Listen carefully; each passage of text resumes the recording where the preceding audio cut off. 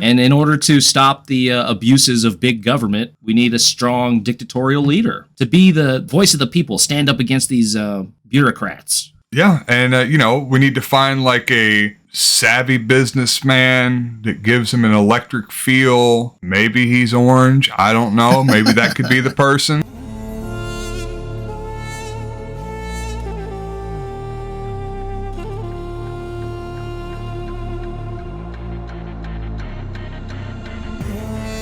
Those Michael Moore, remember Michael Moore documentaries? Of course. Fahrenheit 9/11 was... Fahrenheit 9/11, that's the one I'm thinking of. He interviews a guy that was like, some guy that was working in a gym that was that made a joke about, or a comment about how George Bush loves him some oil, and some guys show up the next week or something to bring him aside and talk to him about what he was actually referring to, and creepy Kafka-esque type escapades. Oh, wow. Some like intelligence operatives or something? That's what the film claims. That's my recollection of what the film claims. I love Michael Moore, but he's kind of odd. He's an oddball, man. Can't take everything he says literally, or a grain of salt is necessary, but he's a hell of a filmmaker. Yeah. Hey, they're good films too. Fahrenheit 9/11, Bowling for Columbine. It's all good shit. Yeah, I haven't seen his newest one. Oh, speaking of which, I watched Unprecedented. Do you know what I'm talking about? It was the film, it was a documentary series that was being made by this British guy that had like this incredible amount of behind the scenes access to the Trump White House. And he was doing a film about just kind of like the Trump White House. And he was there just completely incidentally in the lead up to January 6th and during January 6th. Oh, I forgot about that. Yeah, I wanted to watch that when it came out. So the footage, and then it kind of like come about like a month ago that there was this guy that had all this behind the scenes footage about January 6th, and he got, I think, a congressional subpoena and all this crap. And yeah, I watched it. Like, there's just nothing there. Boring. There was a lot of really interesting information. There's nothing there insofar as January 6th. There was a lot of interesting stuff insofar as it went into the Trump family dynamic, which I guess was what the documentary was originally about, and just kind of like how Trump, views his legacy and like the competition between the Trump kids about who's going to be the heir apparent of, the dynasty. Interesting as far as that went, but I was expecting some really juicy, titillating, salacious details about January 6th, and it was just like, it's kind of like the same standard footage that you see everywhere else with the same timeline. And I don't know, I guess maybe he had some unique footage, but it wasn't anything spectacular. Was he at the Capitol? Is there footage from the Capitol that he filmed? Oh, yeah. The footage that he has is just footage of the crowds doing shit that we've already seen the crowds doing. Yeah. There was no real new information. The Trump kids are such dipshits. Who cares? I mean... Yeah, but it's really interesting. Like, you get to really see the personalities of the Trump kids, because there's a lot of interviews with Don Jr., Eric, and Ivanka. They probably talk to the kids more than they talk to Trump through the whole thing. And even with Tiffany. Tiffany's even in it. So the forgotten one. Yeah, nobody thinks about Tiffany. Which one's Tiffany? Yeah, it's their half-sister. Tiffany was the one that Donald Trump got some, like, tennis player pregnant while he was still married to the other threes. The other three are from the first wife. And then, had those three with her. Then he got this other woman pregnant that he ended up leaving his first wife for to get with her, and that was Tiffany. And then he left her and got with the one he's with now that he had Barron with, who's the youngest one. And he's still a minor, I guess. The way I picture him is like Eddie Murphy and Charlie Murphy. And Eddie Murphy is Eric Trump. He does all the work, makes all the money, and Don Jr. just fucking does all the coke. But I guess it doesn't really work because Eddie Murphy was on TV and Charlie Murphy wasn't. Whereas Don Jr. is usually the one on TV doing all coked up and shit. And Eric Trump's just behind the scenes running the Trump business. Yeah, that's the dynamic that it shows. Like, really? Eric, he's like there helping his dad, but he's a lot more of the business minded. Like, let's get in here, let's get this done. I don't need to put on the bravado and the bullshit act and the talk and stuff like that. He's the business guy, just straight business guy. Don Jr.'s the shit talker. And then Ivanka is kind of she's like the little finger, I guess. She's the schemer. She's the one like the architect making everything work. She doesn't have as much business acumen, but she has all the business connections through her husband. Right. She has some of the bravado, but not the crazy conspiratorial, not bravado, but she's got the charisma, but she doesn't have the bravado. But she's the one that's going to come out smelling like roses. She's going to have all the money at the end. Everybody else is going to be locked up. I think that's the thesis of the documentary, is that she is the heir apparent. I could see that. But they're all like constantly still fighting over it in their own ways. But I think Daddy loves Ivanka best. We had some big chess news this week, man. Part of the World Chess Tour, Singfield Cup in St. Louis. That's the U.S.'s biggest chess club, basically, the St. Louis Chess Club.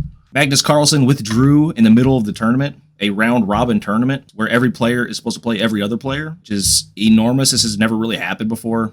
He withdrew because he was butthurt because he has suspicions that Hans Niemann is cheating this other GM. It's all circumstantial. Magnus Carlsen has a pretty good history and track record. I mean, he's kind of douchey, as every fucking rich genius is. But he's, as far as they go, he's pretty normal. He was this guy, what's his name? Hans Niemann. He's like 22 or something. He's a younger kid. Okay. And he was cheating at chess? Well, supposedly. I mean, that's the rumor online. Okay. There's no other plausible reason Magnus Carlsen would withdraw from a round-robin tournament. Basically unprecedented.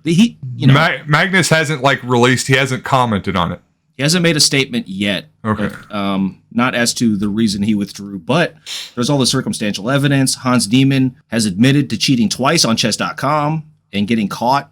They have pretty good fair play software and stuff they use on chess.com. They have money tournaments and shit that got pretty big after COVID. And within the last two or 3 years, Hans Niemann has cheated twice online and been caught once within the last 2 years. And he was banned off of chess.com for a while. But he's never been caught cheating over the board. And it's extremely difficult to cheat over the board, although it has certainly happened. But there's just all these things that, he's being fucking railroaded online, this Hans Niemann kid. And it's so hard to figure out if a top player is cheating, because it only takes a couple of moves with engine help to completely just crush your opponent at that level. Because he was already like 2400 and he gained like 230 SR in basically 2 years, which is extremely fast for somebody at that level. Is he manipulating the software, or how did he cheat online? Well, to cheat online is easy. You use a chess computer. Chess computers are way stronger than humans now. He has the software brought up, and he's like inputting the board position and seeing what the computer's move would be. You can do it on your phone, or you can do it on another window or another tab, or yeah, I would do that in a fucking heartbeat. I might do it tonight. Yeah, why not? Well, they can tell if you're cheating, especially if you're like a shitty player like me. They can tell if you're cheating pretty easy because you're... What about me, though? Because I've never played. So I step in as this mysterious prodigy. Uh-huh. There's no record of me ever playing before at all. I don't even know what a ranking is. But I just come and just start smashing Magnus Carlsen just left and right. Could I get a documentary based on me? You could try. Maybe that's what Hans Niemann's doing, Maybe. There was actually a big story last year where somebody basically did that in Indonesia and they got fucking called out, man. And they wound up having to play a game against like an Indonesian international master, like a live game, and they finally got busted. But he got like $7,000 out of the match. He got humiliated on an international stage. How do you cheat? Like, is it the same thing that they're suggesting that he did in person, where maybe he was getting input from somebody that had their phone pulled up and was people that cheated at cards in casinos? They would have like little devices like under their pants sometimes that would like poke their leg 3 times if they're supposed to hit, shit like that, where somebody else would be outside and they would be intaking all this information and processing it because the person sitting there wouldn't be able to do it. And they would have some sort of relaying device that would relay back to them a code like, okay, hit, stay, whatever. It was something like that where somebody's outside with their phone and they're saying, all right, like, fucking knight to F12, whatever. Well, that's a possibility that people always bring up, like an earpiece. You could have a small earpiece implanted way deep in the ear, maybe, or something like that. That seems way more reasonable than my leg poking device. A mechanical device, like poke your leg, is not going to really work. And you could do it, but that's not very, efficient. Fuck, how many times did it poke me? You couldn't. This is This is one of the World Chess Tour tournaments. This is the top 10 players in the world basically playing a round robin. You couldn't really do it there because they wand everyone. They wand all the spectators. Nobody can have a phone in the audience. And Hans Niemann was wanded way harder than anybody else because he's admitted to cheating before. And Magnus, like, is world champion. He has a lot of sway. He's like, go wand him again. They wand the fuck out of him. Like, and they don't just wand him with like a electronics detector. They also have like signal detectors, like to detect any radio frequency signal in the region. Yeah. And they can figure that shit out. I don't think Hans had electronics on him, although some people have brought up maybe something up his ass. Ass computer. How deep in the body does the wand detect electronics? I don't know, but they wanded the fuck out of him. You can watch the videos of it.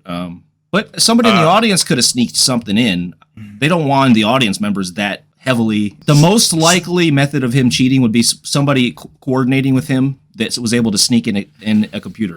Sounds like Magnus is just salty, really. I mean, he was kind of somebody stealing his thunder, right? I mean, that's what Magnus was. He was the young wonderkin. And, this Hans dude's coming in and he's just beating everybody left and right, getting all these grandmasters all uppity and pissed off because he's just better than them. Magnus doesn't want to have he's just getting mad. He's getting mad. It could be that he doesn't have that kind of track record, though. He's not somebody like Hikaru Nakamura that has a history of being a fucking huge dickhead. He's always been a pretty nice guy, but, this guy has a history of cheating, and he's a little sus. And there's other reasons, too. There's circumstantial. He's a little douchebaggish, and it's a little sus, man. I want you to take a look at a couple of these clips and see what you think. See if he's lying. See if he's a shyster. Either way, this kid is a damn good chess player, but is he 2,400 or 2,700? Magnus is the highest in the world at like 2,836. And these guys only play each other. They all know how good each other is. So it's tough to cheat at that level, man. Very tough. Here's a couple of clips of Hans. Some of the shady shit. This is Hans.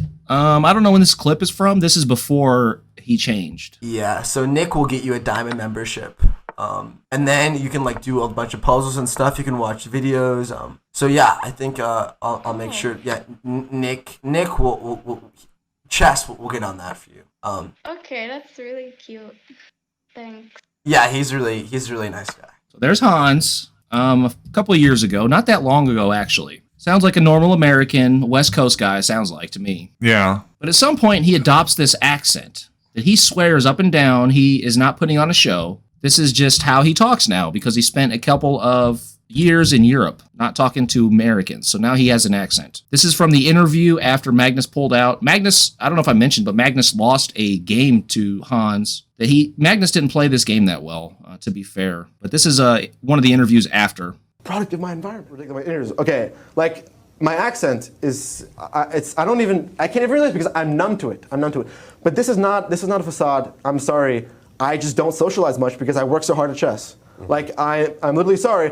I delete all social media. I sit inside. I study chess, and I leave to pick up my delivery food twice a day. That is my life. I enjoy it. Okay. What do you think? A little sus? Very different. He sounds very similar to this guy that definitely puts on an accent that does YouTube videos. Scalagrim. He does like reviews of swords. He's like the ultimate amp guarder. That's awesome. And he puts on this idea? Yeah, that's exactly what it reminded me of. I started hearing him talk. I'm like, oh, that's Scalagrim. He looks like an amp guarder. Skallagrim. I take offense to that, sir. Never would you suffer a lack of enemies to hone your skills on, for there is always another peasant upright spear. The first is simply stepping into it, with or without pistoning the arms. The second is a sliding thrust, where you push with just a rear hand. What is the purpose of this information? I mean, it's cool, but what is the real world implications of... Well, in case you get attacked by a spear-wielding opponent. It could happen in the apocalypse, man. It could, exactly. That's the most basic of all weapons, right? Just a pointy stick. You got to know how to defend against that with your katana. I think I'd rather have the pointy stick.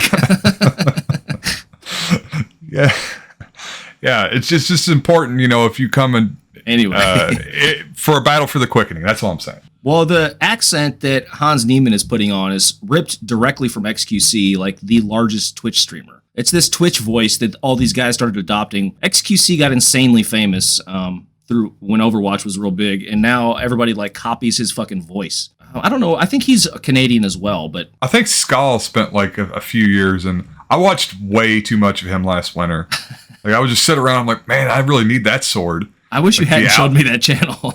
The Albion such and such. It's a $2,200 long sword replicated on this one sword that they found. Like, fuck, dude, I really need that. I see what's going on right now, chat. And this is XQC. It's back at Magnus and social media for acting of cheating.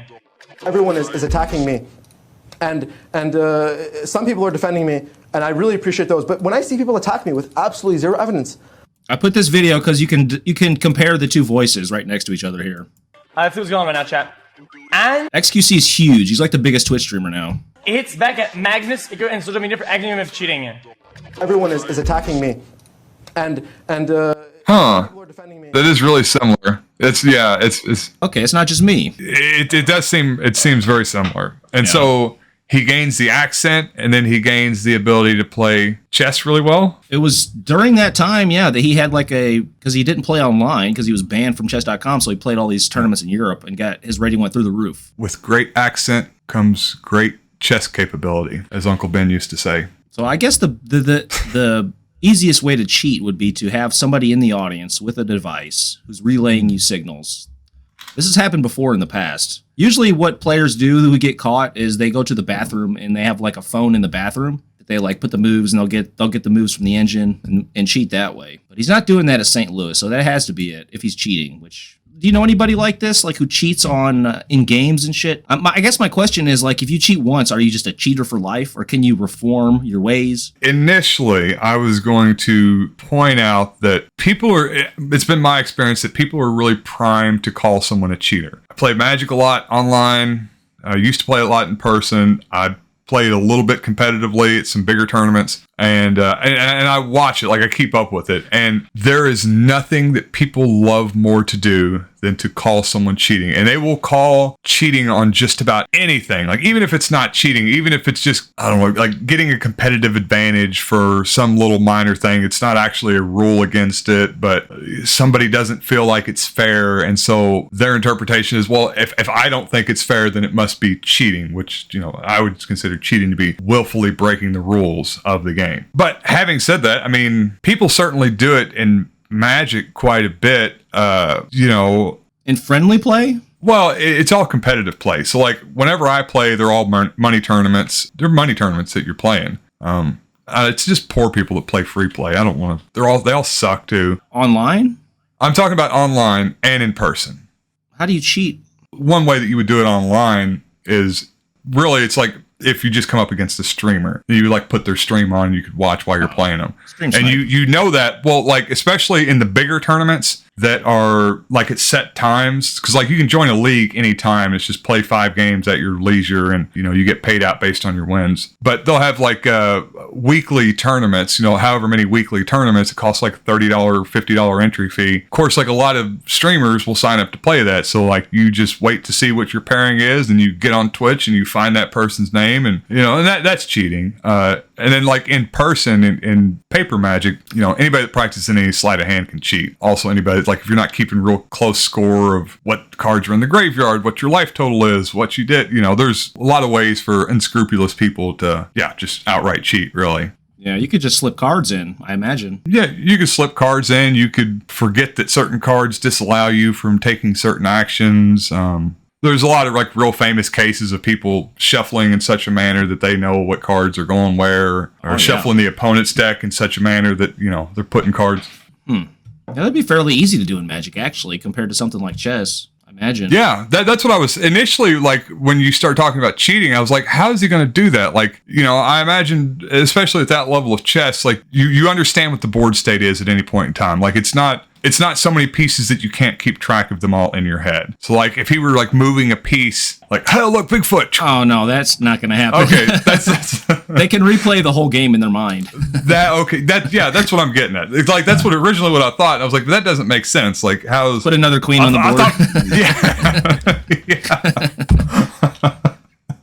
Well, let's get into the meat of it here. I guess I'll update you on this, however this shakes out. I don't know. The accent thing doesn't really surprise me. The kid's in his early 20s. That doesn't surprise me. I mean, a lot of people are using that XQC voice these days. He's figuring out his identity, too, you know. He's experimenting. We all do stupid shit in our early 20s. I'll give him a pass on that. I guess the cheating, I don't really know enough about it. That's never been I've never really had that mentality of like win at all costs. You know what I mean?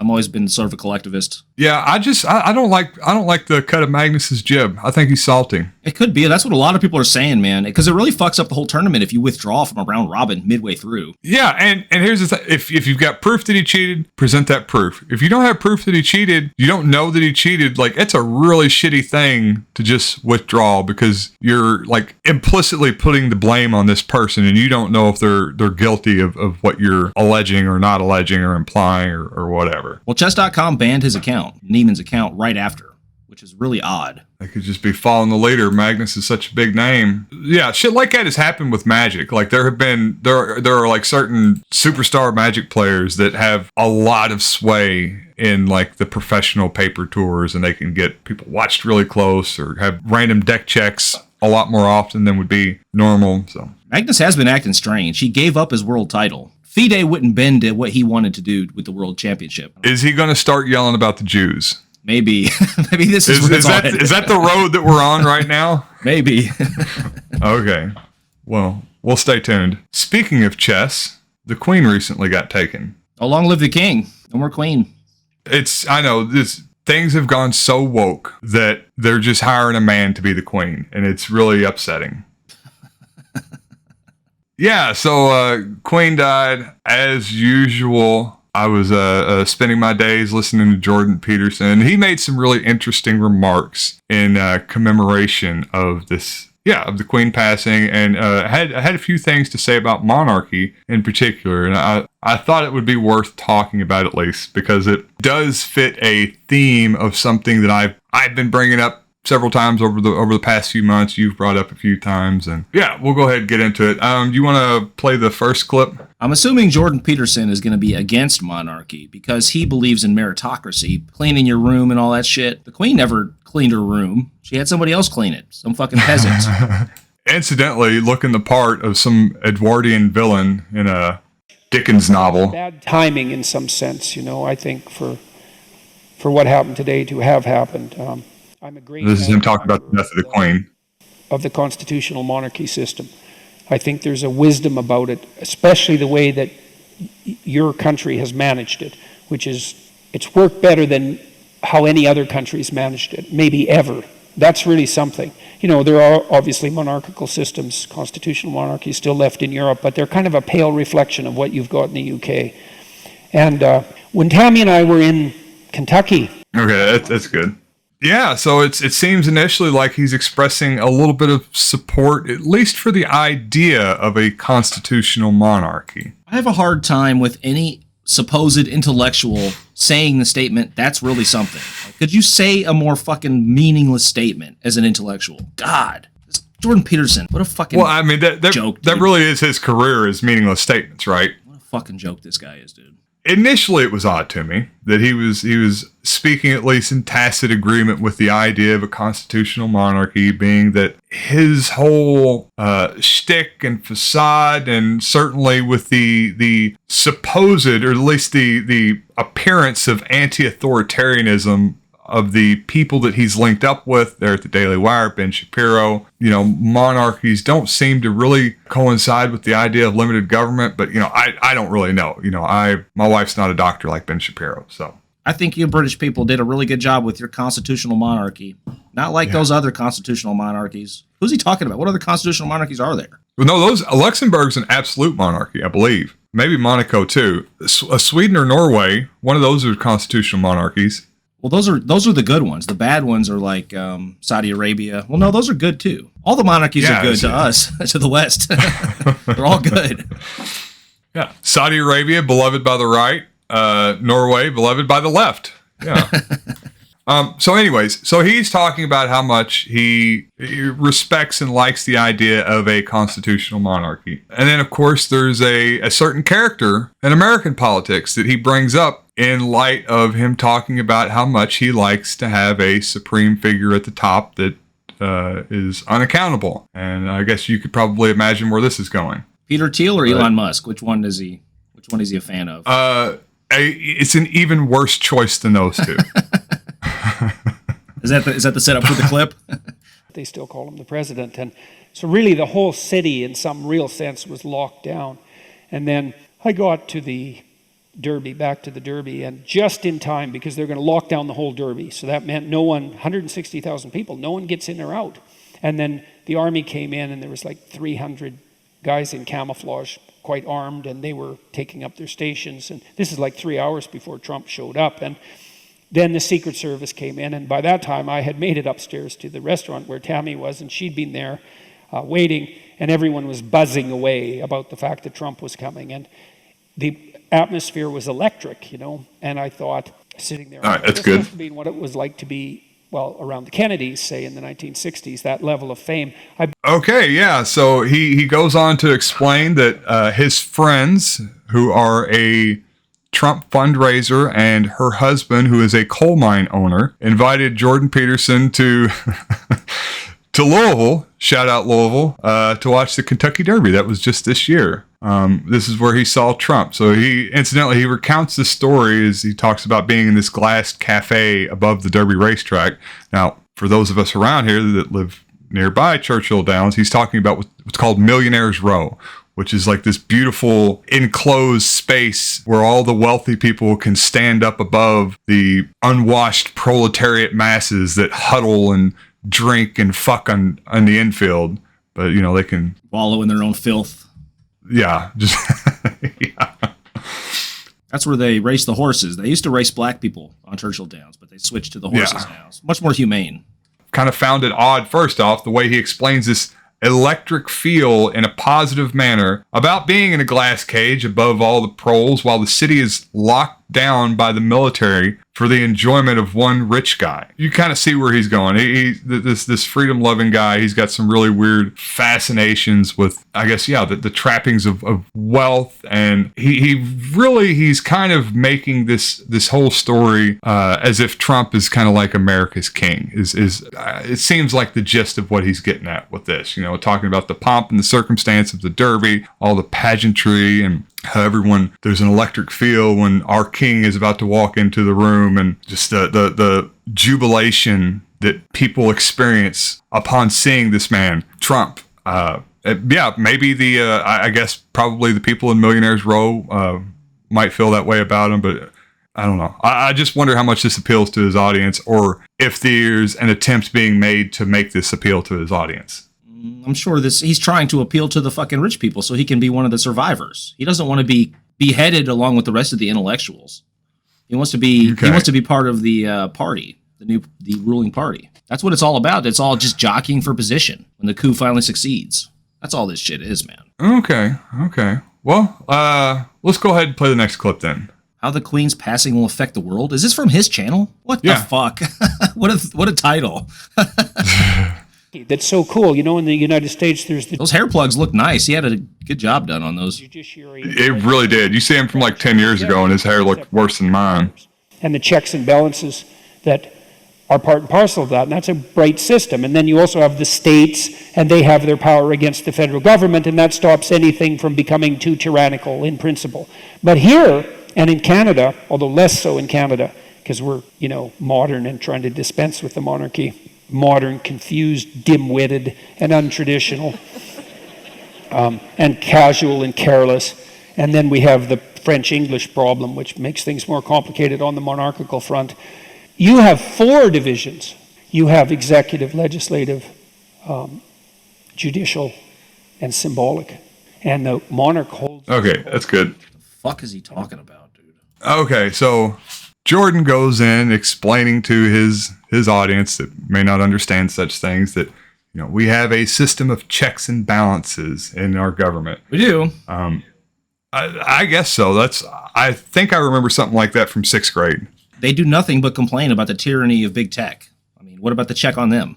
This is the 4th branch that we're not aware of, but that Jordan Peterson is pointing out to us is potentially the most important of the branches of government, and almost certainly will hold the other branch that we don't know about, but he knows about, big tech, in check. Well, that can't be true just based on the name of the 4th branch. I mean, the name, it's symbolic. It says it in the name. It has no power, right?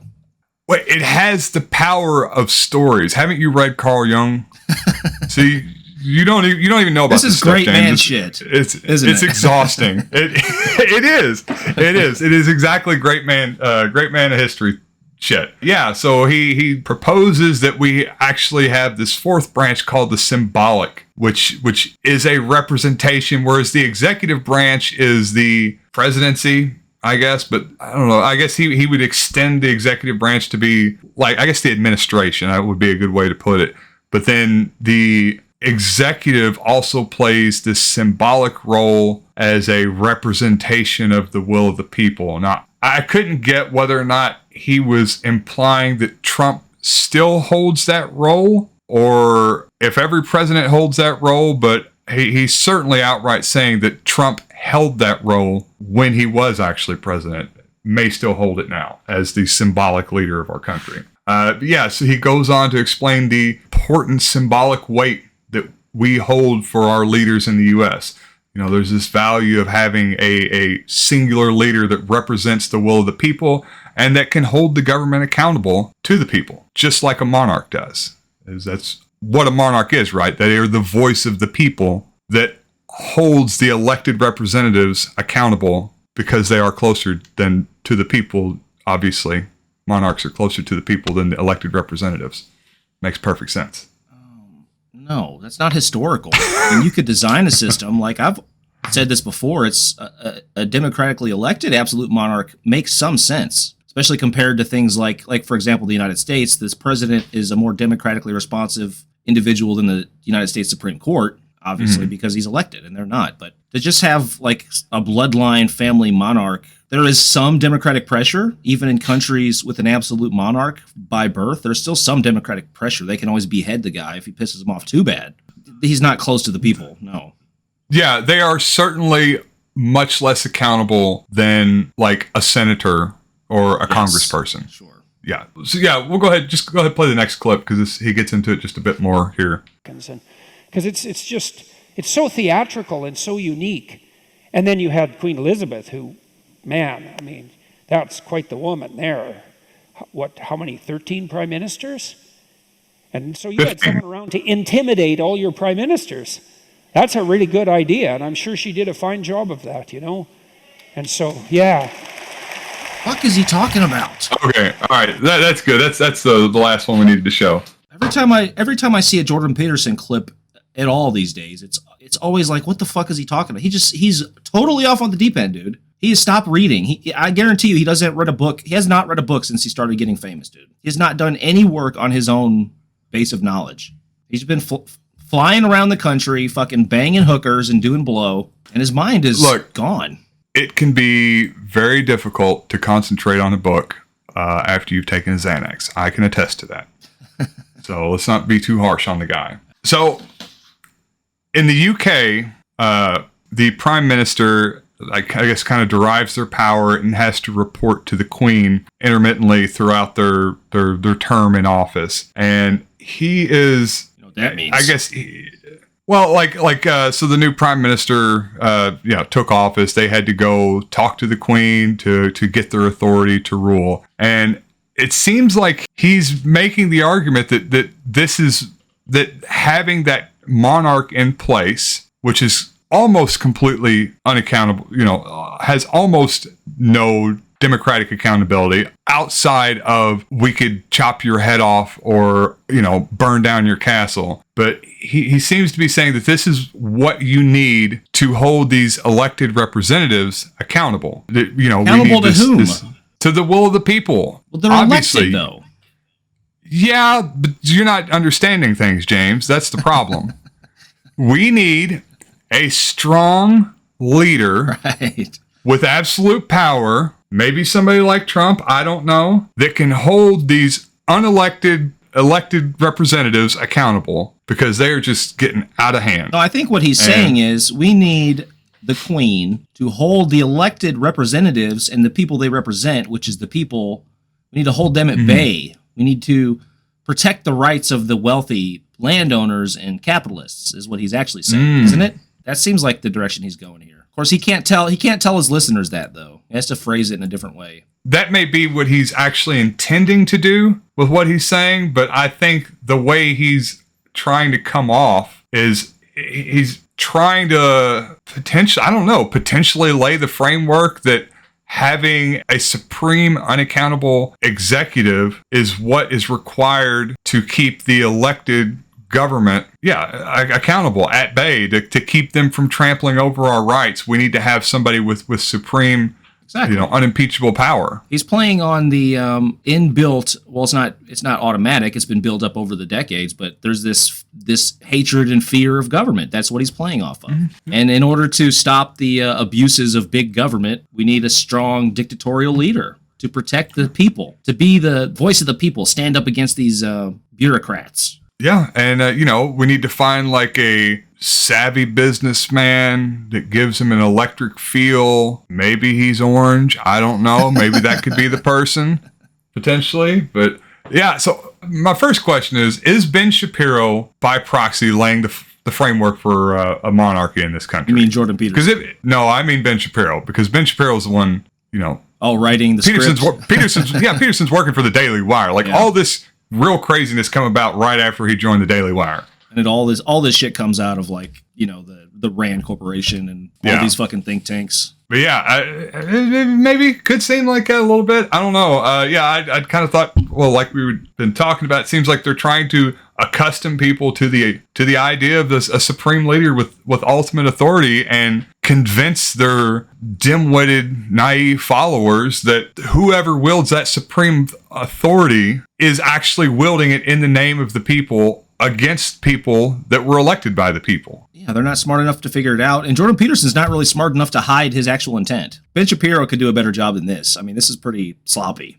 as far as dictatorial propaganda goes. Yeah. So we're going right past dictatorship straight to monarchy. Yeah. Which, it's just, ask my girlfriend. I'm not the biggest fan of foreplay either. I just want to get right to it. Let's just go. So I can respect that. There's a comparison here to be made. Like, say Trump gets indicted, he gets arrested. Is he the next Vladimir Lenin? Does he get out of jail and then he's the MAGA people bust him out of prison and he becomes the dictator? Is that where we're headed? Yeah, he's traveling around by train like Lenin, giving speeches, rallying support, which that Trump would love nothing more than traveling around, especially a really luxurious train. If we got the Orient Express, brought it over, gilded it. Yeah. And he could just travel around and give speeches talking about, playing all the old hits like Lock Her Up and Build the Wall. And Lenin's crowd was tiny. When I got off the train, my crowd was huge. People say Lenin. A lot of people like Lenin. A lot of people didn't like Lenin. Good people on both sides. But he had some amazing crowds. Tremendous. They're nothing like my crowds. It was the biggest crowd I've ever seen.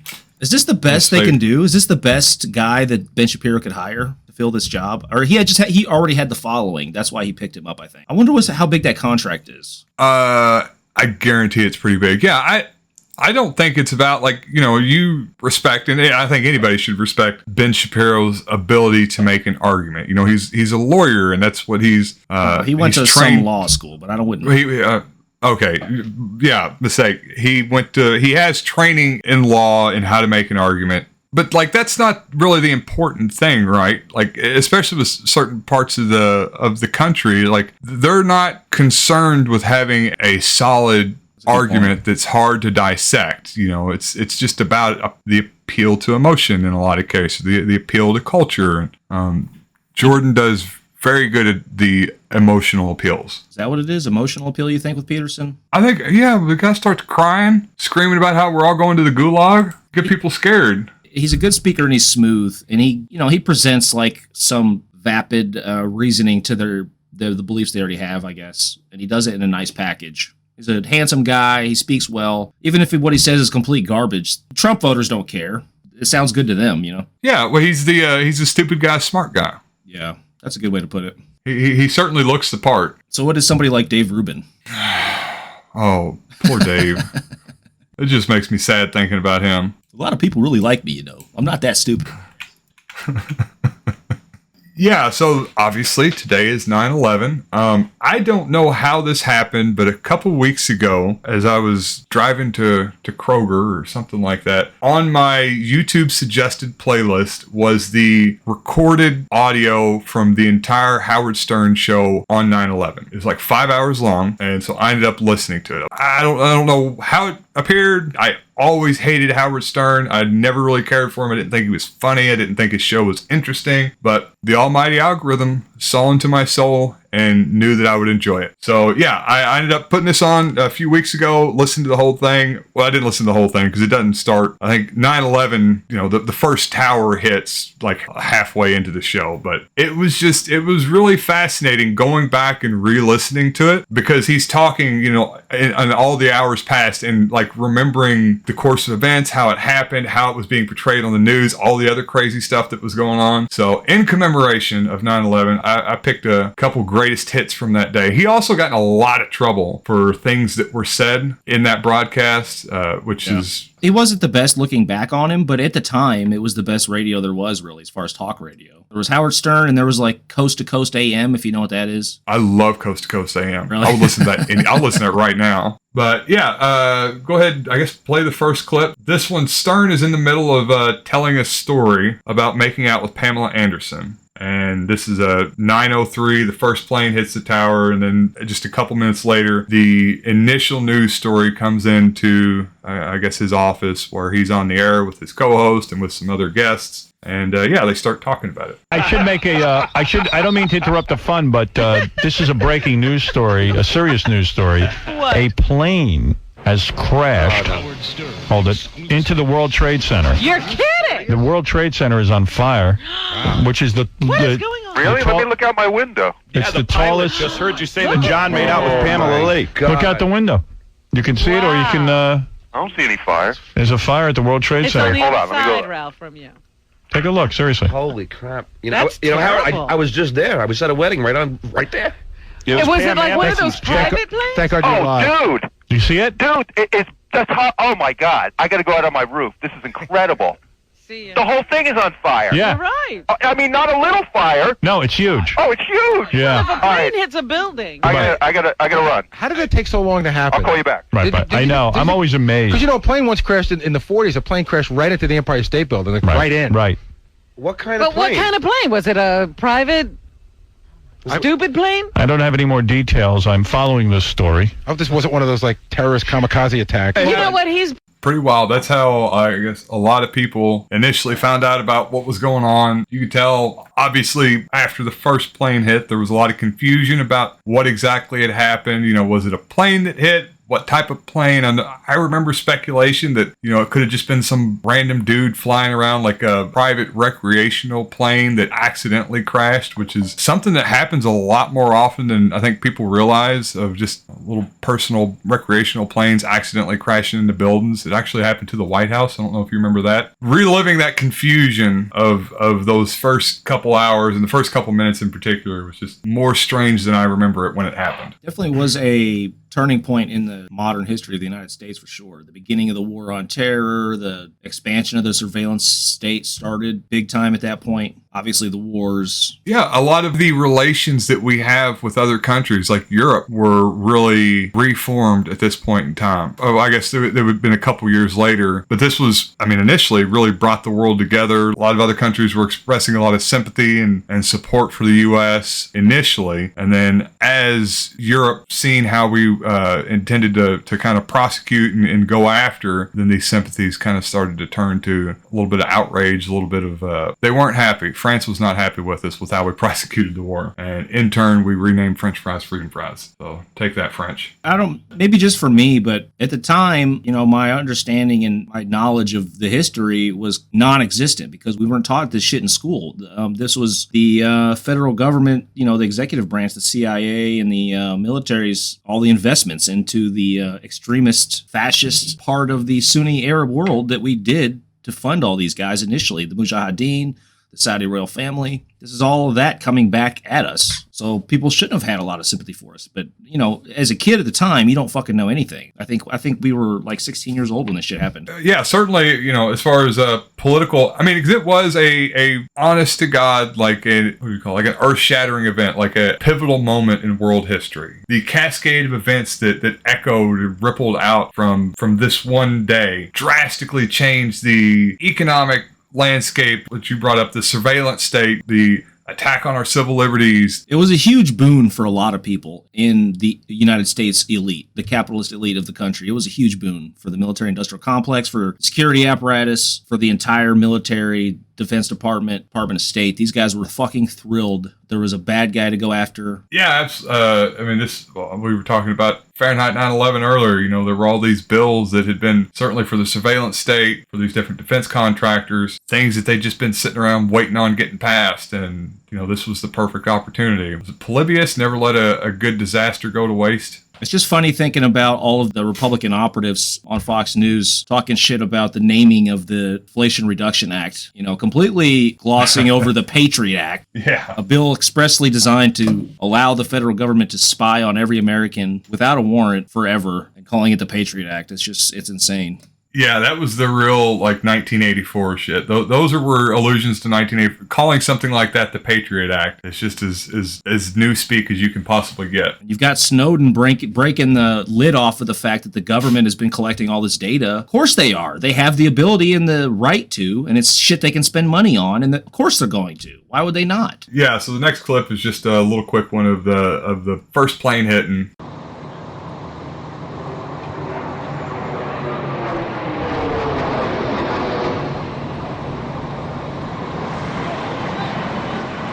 I haven't seen that angle of it. That's pretty cool. That's a big fireball. Jesus. It's got to be 200 feet wide, dude.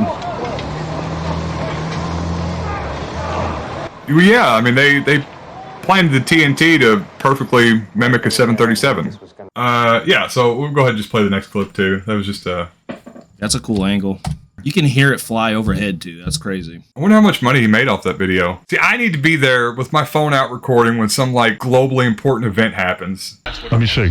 Oh, no. This is what happened, Tom? What do you know? I mean, all I know is that apparently a plane, I've heard Channel 2 describe it as it looked like someone was driving, a drunk driver driving a car, flew into the building.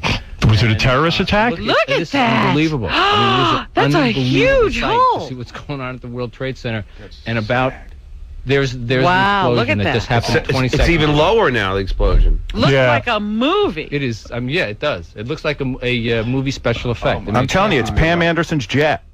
Oh, stop. Finney, what are you talking about? We're not trying to be making a... This is not even a joke. Wait, hold on. Is the other Jokes didn't age well. Gene Simmons is no. Gene Simmons thing. Gene Simmons blew up. Wait a second. Let me see that again.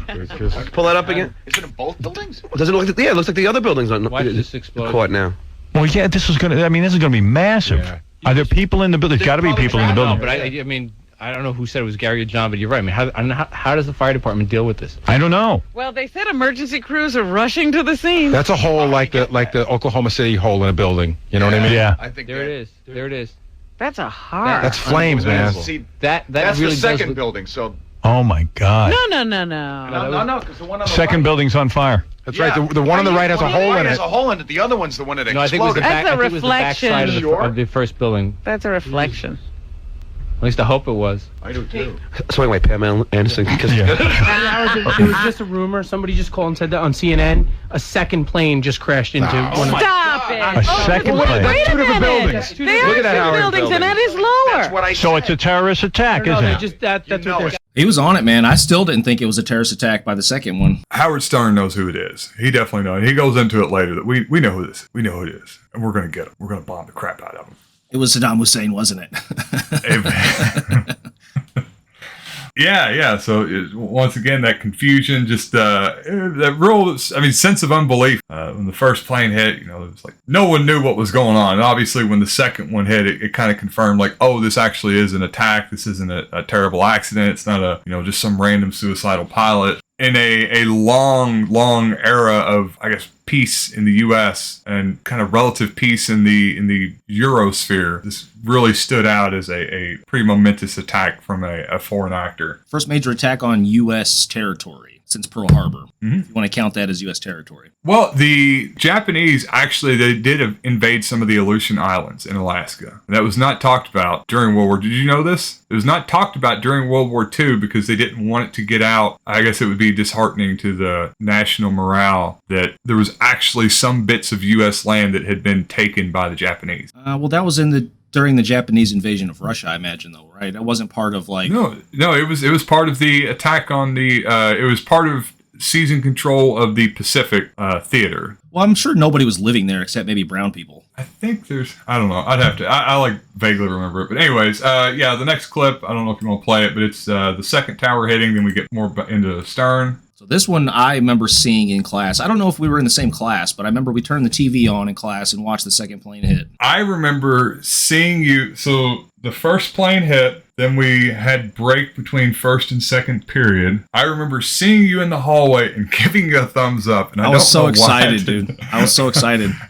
It was exciting. It was like, holy shit. First off, we don't have to do any schoolwork. Second off, there's something crazy going on. Like, you could feel it that day. Like, oh, this is something we're going to talk about decades from now. You know, whether we understood the implications of what was going on, certainly the teachers that were in the classroom, like their demeanor, the way that they were just kind of solemnly watching the TV, I think that really expressed a lot to me about the importance of that particular moment and, you know, whether I should pay attention or not. And I remember a lot of kids in class were using that as an opportunity to just like home. To like fuck off and like chat with girls, but luckily no girls wanted to chat with me, so I stared intently at that TV and tried to soak it all in. People's parents started picking their kids up, I remember. A lot of kids, well, not a lot, but a few. The bitches. I mean, Meade County is second on the list right after Manhattan. Yeah. You know. They're going to hit Fort Knox. They're going for the gold. I remember people saying that. Oh, yeah. Fort Knox, Walmart. But yeah, specifically Fort Knox. Like, that's where their gold supplies are. That's where they'll nuke that so we don't have any money left. They need to take the tanks out because they had a tank. They used to have a tank division at Fort Knox. That was like, those are all parks somewhere. They'll never be used. Hopefully. No, definitely not. Yeah, they're just used for training. They just drive around out here in the fields. I remember I had been mainlining Chomsky for like months when that happened. I think that's why I was I was like excited and happy. I was like, oh, these motherfuckers are going to get payback. And these fucking pathetic Americans are going to be squealing as the Soviet boot comes down. You've been saying it in a Russian accent. You pathetic Americans. But yeah, it took me forever. I still didn't think it was a terrorist attack, even after this happened. Boom, there it comes. That's looks crazy. like 6-7 floors were taken out.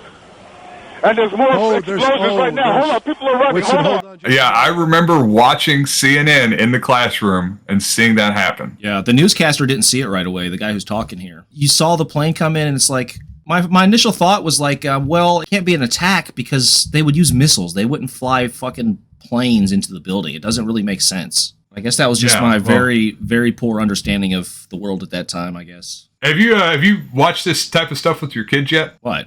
Put these videos on and watched it with them. She's like 8 or something. Oh, okay. Yeah, a bit too young. Yeah, I've sat down with, of course, Zoe's 15, but I did, maybe she's like 12 or 13. And there's like certain, we watched this, actually. We watched these clips, and I was kind of giving her my recollections of that day, and it was an interesting talk. Telling her like just the importance of it. Like, this is a big thing, and you know, it's important to remember things like this. You know, if something happens in your life, you know, make sure to pay attention because you never know when you'll need to talk about it decades later on. I wonder what they're teaching the kids in school about this. Like, I just, you know, this is taught in school some kind of way. Yeah, it because we talked. I asked her if she knew about 9/11, and she's like, yeah, we talk about it in school. And I was like, oh, well, that makes sense. But I didn't ask her what they taught about it. I guess, you know, she just knew that, like, maybe they taught more. I mean, I know she knew what happened generally. With my daughter, I'm basically starting at the ground up with her. So I'm slowly teaching her how the basics of capitalism work whenever I get a chance. But I don't want to overload her with too much. You don't want her to rebel against you and become like the next Mitt Romney. Basically, yeah. She's a Mormon billionaire. I didn't see it. Here, Oh, look whoa. at- This is crazy. We We're have under planes attack. going into buildings. From our vantage point, yeah, clearly difficult to tell. We're under attack. What type of plane that is, but it's a horrific scene. That's and all right. We've just been told also, Michael. Sorry, the New York Stock Exchange is being evacuated, as is, I'm sure, much of Wall Street, if not all of it, as much as possible. But the New York Stock Exchange has suspended trading for the moment. It's war. Come on. Everyone tries to All get right, out we of gotta the go. area. We It's did Japanese. This is Pearl Harbor. Right, we gotta go bomb everything over there now. We got to bomb the hell out of them. Jesus You know Christ. who it is. I can't say, but I know who it is. As soon as we get That's crazy. This is more upsetting than me not getting Pam Anderson. What is that, Tom? There it is. There it is. Yep, I see it. Yeah. Boom. Yeah, so this is where the real panic of the day starts to kick in. So obviously the weight of the events are really starting to sink in. People are getting past the initial shock of understanding that it actually is an attack. The U.S. is having planes flown into buildings by terrorists. I believe this clip was actually after he finds out about the Pentagon. The plane hitting the Pentagon had just happened. So they're just kind of finding out about this, and there's this sense of panic that you can see start to creep into everybody's voices, and like a real urgency to react right away. And react we did, as it turns out. And there's so much to say about this. As a symbolic attack, I think it was very poignant, man. The World Trade Centers, talk about the symbol of neoliberalism. The stock exchange was smart to evacuate those rich fucks, because that could have been that's right in line. They hit the Pentagon. They went. What was the third plane? What was the other plane going after? The White House? Yeah, Trade Center, Pentagon, and then the fourth one went down in the field. I think they speculated it was going to the White House. I remember they said the White House or the Capitol building, one of the two. I thought it was the White House. Yeah. I don't recall, but yeah. I guess we don't know, really, do we? No, not really. As a symbolic gesture, like I said, I mean, what a poignant target. This wasn't that long after the new sort of neoliberal order was established. You had NAFTA signed, all that shit. It was right around that time. It made a lot of sense. Obviously, the ideology behind it is really fucking stupid, but it makes more sense than the Oklahoma City building. Yeah, I mean, this is kind of coming out of the heyday, of neoliberalism, which, the Clinton era, 2001. I think NAFTA was 95. Howard Stern knew who it was, huh? Joking or? No, he knows who it was. He just assumed it was Al Qaeda? He assumed it was the terrorists. that's a. He knew it was not the French. Wherever they go, there they are. He knew. He's talking about his own chins. The buildings are now buckling, they're saying. That literally... Of course. I mean, the infrastructure's got to be a Boeing 767 from Boston, according to our information partner, CNN. We're not sure which plane that was, if it was the first airplane or the second. Again, looking into the possibility of a hijacking, a possible suicide mission. The FBI on high alert. All bridges, tunnels leading into New York City have been closed. All three airports have been closed, all under the command of the Port Authority, which ironically is based at the World Trade Center. Also, the Emergency Command Center that's supposed to be bomb-proof and earthquake-proof is at 7 World Trade Center across the street there. President Bush, as you see on the bottom of your screen, is calling the crashes terrorist attacks, and he is pledging to a full-scale investigation to hunt down and find the people responsible for it. Marcia Kramer, you're... If this happened today, dude, Elon Musk would be halfway to fucking Mars by now. You know what I mean? He's already got the rocket loaded up with all his supplies. He's got a long distance satellite that will beam his tweets back to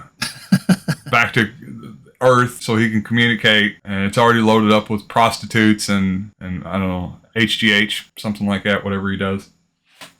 Masseuses. Yeah. It's like 6 masseuses in cages. All Epstein's masseuses. Mr. Musk, the jet isn't fueled up yet. We don't have time. Switch to the backup jet. In our newsroom, what can you tell us? Well, I can tell you now that New York City is going on high alert. It's going into what you would call its terrorist alert. They've established a no-fly zone over all of Manhattan. The Lincoln Holland tunnels have been closed. How do you enforce a no-fly zone? You get any plane that comes into the area will be shot down by the Air Force. The Brooklyn Battery Tunnel. The planes are up now. Our planes are all up. Our war planes. They're on full alert. But see, that's what I was trying to say before, Howard. You'd have to have a military base next to the World Trade Center, right. Everything. You can't. The only way you protect against terrorism is to be a very strong parent. We're the leaders in the world. We have all the technology to spank these douchebags. and fix them for once. We've been We're lenient. parents. We're too liberal. We're trying to let everybody solve their own problems. When parents are too liberal, the kids get spoiled. Jesus Christ, Howard Stern, buddy. I didn't realize. He's a bit of a war hawk, isn't he? American exceptionalism. A hegemon. Jesus Christ. I thought he was like a decent sort of liberal. Yeah, not when that happened, buddy. I think he always was. He was, I guess, kind of like a liberal guy. I mean, he was, rich or whatever, but... Yeah, it's easy to love America when you've... He's a New Yorker, James. He's a New Yorker, and when they attacked New York, the way that attitudes changed, as people watch that, is completely evident here. Not that Howard Stern's no Noam Chomsky, but I think, he was probably representative of a lot of Americans, how they viewed that day and what they were seeing and what they felt the response should be to whoever it was that that's true. Perpetrated it. He was like the Joe Rogan of his time. He was the everyman. He's the typical American. Yeah, pretty much. That's what I find fascinating about it. But yeah, this is where the reality starts kind of setting in with everybody. This is at the time that just America completely starts shutting down. Bush goes on, says that we are under attack. This is a terrorist attack. There could be more coming. We don't know. They start shutting down bridges, airports, grounding planes across the country. Yeah, they grounded every plane, I think. Yeah, the skies were empty for 2 days. It was a pretty weird time to go outside and look up and just nothing. You could watch all day. There'd not be a single plane fly by. Attack the United States like this. And we took an A-bomb and we blew the daylights out of them. Harry Truman knew. They were still screwing around at the end of the war. It was 4 years later. 4 years later, they dropped an atomic bomb on their ass. And we got to drop atomic bombs. There's got to be a war. That's all there is to but a devastating war where people die. No stopping this. Burn their eyes out with and atomic bombs. About casual and about civilians. Casualties. We got civilian casualties. This guy Bush doesn't go to war right now. I'm telling you. But you got to know where to go. We know where to go. Well, you know what? Don't you know? If they didn't do it, they better surrender right away. Yeah, they should all surrender right now. I'd rather Martin Sheen stepped up than Bush right now. Vinny, be quiet. Vinny, where did you come from? Right? Vinny handled it better. Vinny Penn. Vinny Penn is still trying to be funny. He's like, hey, this was my day to be funny. All right, you just want to go ahead to the next clip? This is crazy, dude. I can't.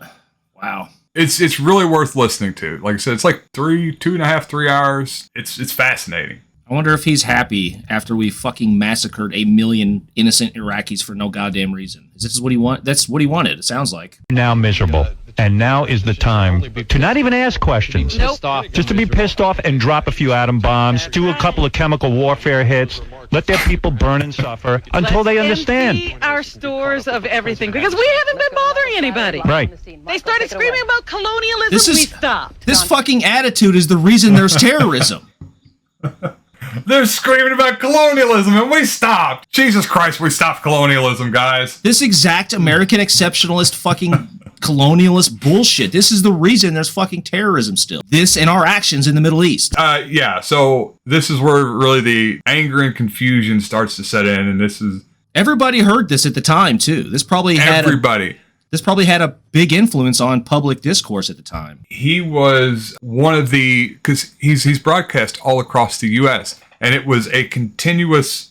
something that everybody's tuning into anyways, and he was this continuous voice that was giving live updates for hours after this. So his show was supposed to have ended like 30 minutes after the attacks happened. Oh, okay. And he went on for another 2.5 hours or so because people kept asking him. People were calling in and telling him thank you for, and he was also like relaying information about, hey, this is what's going on. Hey, schools are being shut down in New York. Children are being transferred here. A lot of people were looking at what he was doing, and he was providing a service to the people that were needing information, but it was tainted with or peppered with all this vitriol, I guess. Vitriol and anger, and and he kind of was a barometer for how much of the U.S. would end up reacting to what happened, or the way the wind would end up blowing. You could kind of see it starting right here. This is the people our education system produces, man. This is their attitude. This is what we teach them, how we teach them to act. This is the culture we have. Yeah. It's lacking in context, I think, is the biggest issue with his take. No historical understanding. This is North Korea shit. This is what we criticize North Korea for. The fucking dear leader shit. It was also at this point that a lot of the real conspiratorial nature of people started coming out. And I guess it was just kind of a subset or a function of all the fear that was going around at this time. So they started bringing up all these things that I had forgotten about, but I immediately remembered when they started talking about it. So there was these purported potential attacks going on in California, potential attacks going on in the Midwest. And this was on the day 9/11, not like maybe this is something that'll happen in the future. There were reports. Oh, you're talking about subsequent years. Is that what you're talking about? No, I'm talking about on that day. That day? On that day. Yeah. On that day, there was a continuing report that they brought up. They talked about it for like an hour about this bomb that had went off at the National Mall in Washington, D.C. At the end of the day, it turned out it was just a car that had caught on fire in the street. But it was like constantly being brought up, and there was supposed to have been a fifth plane. I think they bring up several times that there were 6 planes that were hijacked. Of course, there was 4. Yeah. And they repeated, there was one in Cleveland that they kept bringing up that there's this plane that's been hijacked. It's about to be shot down by jets. You know, they've scrambled the Air Force and they're circling this plane. And I think it ended up just being a plane that was supposed to have been grounded and just hadn't had the opportunity to land yet. And everybody kind of freaked out, and they may or may not have come close to shooting this plane out of the sky because it just didn't have the opportunity to land yet. Surprised they didn't shoot each other with all their planes flying around. Yeah, no kidding. Yeah, so it was really surreal to listen to this again. You know, them going into like reports of these potential chemical attacks and fears that these planes had been laden with anthrax or some other, you know, a dirty bomb. I guess play the next one. I can't. I'm in shock. I'm in shock too, and I'll tell you one thing: I'm getting increasingly woozy from this. And they're closing down all of Manhattan. We will not be let off this island. Look at it. Look at that thing. Look at the burning Pentagon. The Pentagon you can't even see. Right, it's engulfed. They hit the Pentagon too? Oh yeah. You better go back inside. They just blew up the Pentagon. Oh my God. A plane hit the Pentagon. Pentagon has been hit by an airplane 48 minutes after the World Trade Center was hit by 2 planes. They are evacuating the West Wing of the White House. It's time to stop screwing around with these people, and I'm talking all the way down to Saddam begging Hussein. for it. Yeah. Countries like Yemen and the United Arab Emirates, who house these people and let these people do this. All of them. Blow them all. Hey, that's pretty good. That's way more fucking accurate than the people we went after. Yeah, United Arab Emirates. Hell, I'm down. Let's go after them. Just do it so that they're flattened out and it turns into a paved road, and we'll take the oil for ourselves. Parks over there. And we'll take the oil for ourselves, by the way. This is a good excuse. How could a plane hit the Pentagon? Well, that's a wonderful right. question, Dominic. How could a plane hit a Pentagon 48 minutes after the World Trade Center's been attacked? To shoot these planes down? No, because it's probably a commercial airline that was hijacked. Think of all the people on these planes. They just said a plane was hijacked from Boston. One of these planes. Okay, we can end it there. Yeah. So the vitriol was was redlining that day. I don't know if it was this caller. There's another caller that calls in from Detroit later on and just outright says, like, yes, we need to go bomb over there, but we've got a lot of them here that we need to take care of first, and was just outright calling for Muslims in this country to be attacked. And that was what that's what Howard Stern ended up getting in a bit of trouble for. And there was a governor, I believe. It was somebody from Detroit. Now, I guess there's a large, I don't even know if they were actually a Muslim population. They might have been Sikhs, which nobody really knew the difference of the two, you know, before then. But I think it was like the governor or some city councilman ended up calling into Howard Stern and was like, hey, you gotta tell these guys not to be advocating violence against like cab drivers and shit. Murdering Indian gas station owners. Yeah, there was a people lot had nothing of to do with it. Well, that was the thing, right? Like, we always assumed the Muslims were the ones that wore turbans, and I didn't know that until like all this started happening in the weeks and months after this event. That, you know, there's a difference between those guys. Like, there's Zoroastrians and there's Sikhs and Muslims and Hindus. I always just kind of assumed they were all basically the same thing. What I guess most other people did too. The Muslim faith shouldn't have anything to say about neoliberalism, really. Well, it doesn't. It does have something to say about dying in the name of your religion and self-destruction in the service of protecting the Holy Land and the Muslim population at large. I know you and I probably disagree. I know we do disagree on this about the role that religion played in this, but it would be much more difficult to have something like this coming from a non-Muslim population.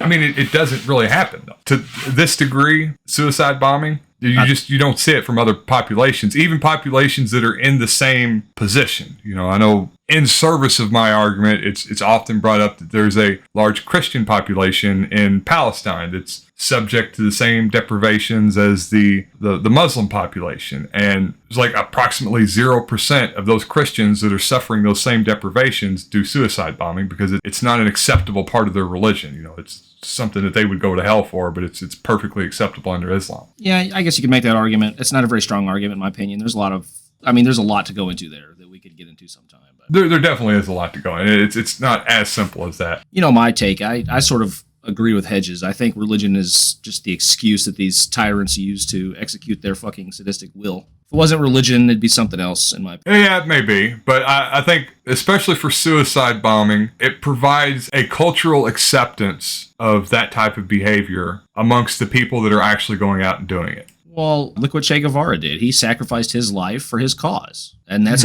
we look at that as a noble thing. We don't think of that as like a problem with his religion or his philosophy or ideology. Yeah, I mean, there's kind of a difference, though. On a certain level, it's the same, right? Like going out and going to war and getting shot. You're going out and potentially giving your life, but something different between that and going out with the expressed intent to end your life in the service of that. Putting your life on the line and purposely ending your life seem to be a little bit different. There are a lot more people that are accepting of the idea of putting yourself at risk, and it's pretty rare to find somebody that's going to go out and just kill themselves or fly a plane into a building. Isn't that more noble, though? Yeah, it is. It is. Going in knowing that you're going to die. I guess the civilians that you take out, that sort of negates the whole. That negates their specific cause, but just I'm talking about the in general. Yeah, no, absolutely. This is Bill Maher got in trouble for saying that these people aren't cowards, and they're not. They were. It's very brave and it's very noble. It just happened to be that they were wrong. Yeah. On the religious side of it, like you're not going to get paradise for doing this, but certainly the sentiment is a noble one. I've read some on this, not that much, but it's been my understanding. The narrative that I've read is that the people sent on these suicide bombings are younger males who are impressionable, and they look up to these older religious figures who tell them to go fucking blow themselves up. It's not like Bin Laden's out there blowing himself up. You know what I mean? He's sending these 18-year-old kids out there to do it. Often, yes. Certainly like in Palestine. But on 9/11, those guys were all, they were not victims of poverty. They were not victims of colonialism. Many of those guys had bachelor's degrees. I think a couple of them had master's degrees. They were FBI agents. FBI agents, yeah. That's what Alex Jones says. This leads into my question for you. After these many decades have passed, 2 decades, we know a lot more about the FBI. For example, it's now been confirmed by the U.S. government. The FBI did, in fact, assassinate Malcolm X, which makes it extremely likely that they also played a primary role in the assassination of Martin Luther King Jr. Seems very likely as well. Obviously, we were talking earlier about Fred Hampton. The FBI does a lot of crooked shit. People turn up dead a lot. They have a lot of informants. They know a lot of times about these terrorist attacks. Especially a lot of these mass shootings. They are the ones giving the people the bombs for some of these. It's up in the air. Who knows how many of these mass shootings they know about beforehand and let happen or don't take adequate steps to prevent. And we also know, for example, that the FBI had information about this potential terrorist attack because it was given to fucking Bush. Bush had seen this as a threat. It had been presented to him as the security briefings mentioned this might happen. I mean, that's kind of been, people have whispered about, kind of since that day. Obviously it wasn't, we don't think it was coordinated, not being 9/11 truthers, but was it allowed to happen to further the causes of certain people that it would benefit? Yeah, it provides more job security for the FBI, for one. It ups their budget, probably fucking quadruples their budget. Promotions. I don't know. I honestly, to this day, I don't know. So the information given to the president by the FBI, I remember that there was a certain, this was, I guess, when Condoleezza Rice was head of what was she head of? She's Secretary of State? Yeah, State, I believe.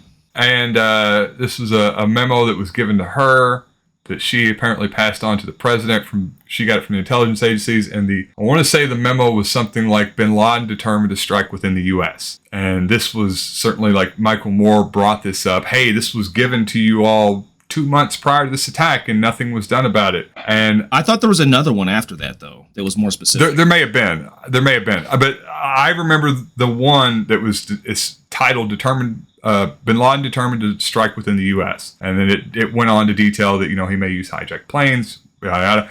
I don't know if that was like a specific or a general thing. Like, hey, we think bin Laden is going to be doing this soon. Like, he has a plan maybe coming up. Or if it's like, hey, this is one guy and we think that he may be. Yeah, is it a general threat or a specific threat? And I think that's something where you really need to know the context of the letter and how it was actually written and what the people were trying to convey by that letter and not just the title. I feel like something would have came out by now. I feel like if there was, any information regarding the attack, it wouldn't just be known by Bush and Cheney. The people out there working the beats, gathering the information, they would know about it. The people that are compiling the information, they would know about it. There'd be these analysts that would know about it. There'd be people that would compile it and get a report ready for the executive office, and they would know about it. And the fact that nobody has stepped forward and said, they plainly knew about this beforehand and chose not to act, that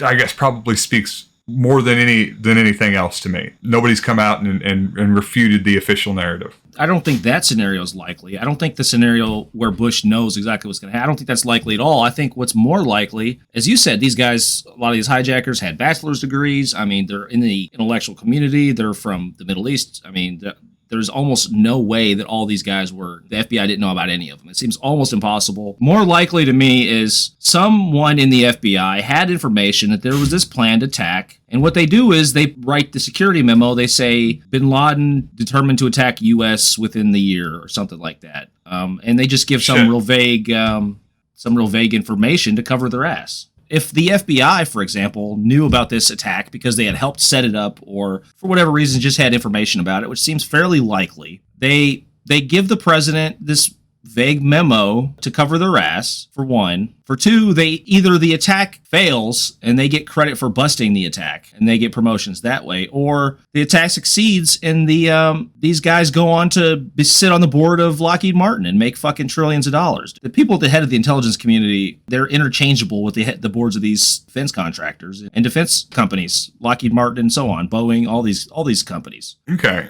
So I think I think there is evidence that has come out that shows that these guys were on the FBI's radar, at least, right? There was something odd or that... Yeah, one of the safe houses they knew about. I don't remember the exact details of it, but these guys were like living in California and shit. They knew about some of them. Because you think about it, either they don't know for sure that the attack is going to go off. Did they just let it happen because they benefit either way? First off, we're looking at a pre-9/11 event through a post-9/11 lens. This giant security state apparatus that we have wasn't in place. So I think it would be much more likely for something like this to slip under the radar. The amount of civil liberties that people in the U.S. had were much greater at the time, so you couldn't dig into what they're doing, their personal life, nearly as much as you could back then. My understanding is the whole setting somebody up to do a terrorist attack narrative that we've heard and we've even talked about on the show, where they meet these disaffected young men online or at some social club. They kind of prod them, coax them into doing something. That was all post 9/11 stuff. I don't even know how much I don't think that stuff was really going on. I mean, certainly FBI was doing nefarious shit, but they weren't doing that type of nefarious shit prior to 9/11. So I think they could get away with more shit before 9/11.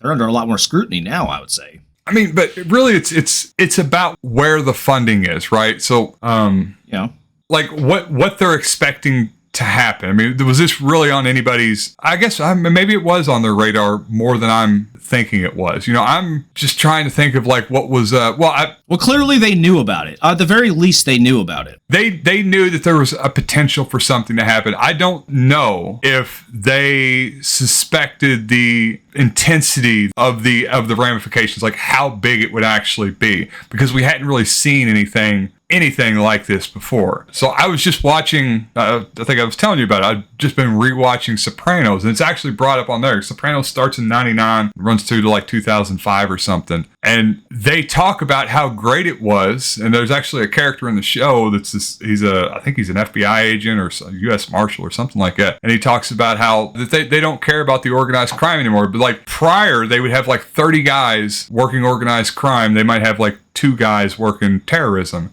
Then after 9/11, it just completely switched where nobody cared about organized crime and everybody cared about terrorism. And I could see a scenario where you've got some guy with aspirations to be on the board of X company thinking it would be way more likely, first off, for him to be put on monitoring some other sort of threat, not a terrorist threat. And if he's going to bank his future career on some action, like there could be some crime thing that he's going to stop and get on with some company that provides shit for the police. I don't know. Maybe he's got 100,000 shares of Boeing.